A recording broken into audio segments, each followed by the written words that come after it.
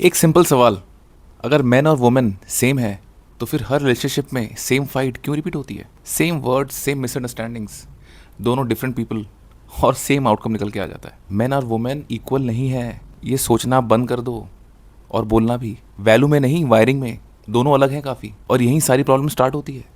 हम एक्सपेक्ट करते हैं सेम रिएक्शन आएगा, पर दोनों के ब्रेन ही कम्प्लीटली तरीके से काम करते हैं। न्यूरोसाइंस कहता है मेल ब्रेन इज ज़्यादा ऑप्टिमाइज्ड फॉर फोकस, डायरेक्शन और प्रॉब्लम सॉल्विंग के लिए, और फीमेल ब्रेन ज़्यादा ट्यून्ड होता है कनेक्शन मेंटेन करने के लिए, इमोशंस के लिए और इंटीग्रेशन के लिए। साइकोलॉजिस्ट साइमन बैरन कोहेन ने इसे सिंपली बोला, man are systemizers but women are empathizers. मतलब मैन नेचुरली चीज़ों को फिक्स करता है और वुमेन नेचुरली लोगों को फील करते हैं। अब रियल लाइफ देखो, जब एक वुमेन अपनी प्रॉब्लम शेयर करती है, वो सॉल्यूशन नहीं मांग रही होती हमेशा, वो समझा जाना चाहती है अपने आप को, मुझे अंडरस्टैंड करो। और जब एक मैन सुनता है, उसका ब्रेन तुरंत स्कैन कर लेता है सॉल्यूशन क्या है, और क्लैश यहीं आ जाता है। एफएमआरआई स्टडीज दिखाती हैं मैन के ब्रेन में स्ट्रॉन्ग लोकल कनेक्शंस होते हैं डीप फोकस के लिए, जो सिर्फ सॉल्यूशन ढूंढने पे ही लगा रहता है। पर वुमेन के ब्रेन में क्रॉस कनेक्शन ज़्यादा होते हैं दोनों ब्रेन के हेमिस्फीयर्स में। मतलब इमोशन, मेमोरी प्लस लॉजिक एक साथ काम करता है।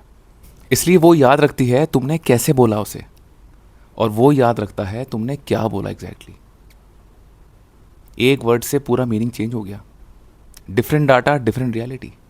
लिंग्विस्ट डेब्रो टैनन ने कहा, man use communication for status but women use it for connection.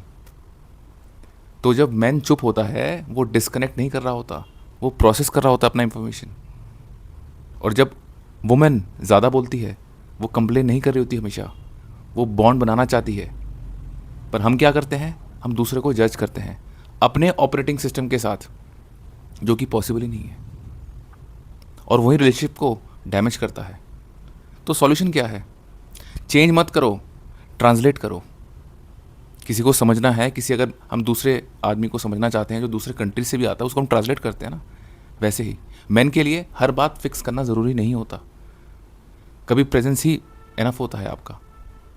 And for women her silence rejection नहीं होता, कभी वो इंटरनल प्रोसेसिंग हो रही होती है। जैसे कार्ल यंग ने कहा, meeting of two personalities is like a chemical reaction. या तो क्लैश होगा या तो ट्रांसफॉर्मेशन ही हो जाएगा कंप्लीटली। मैन और वुमेन सेम नहीं है, और इसी वजह से पावरफुल भी हैं अपने आप में, कंप्लीटली डिफरेंट एंटिटीज़। अगर डिफरेंस समझ में आ गया तो रिलेशनशिप सर्वाइव नहीं करेगी, पर इवॉल्व कर जाएगी आगे। अगर बात में थोड़ा भी दम लगा तो कमेंट सेक्शन में लिखिए evolve, and follow me for more.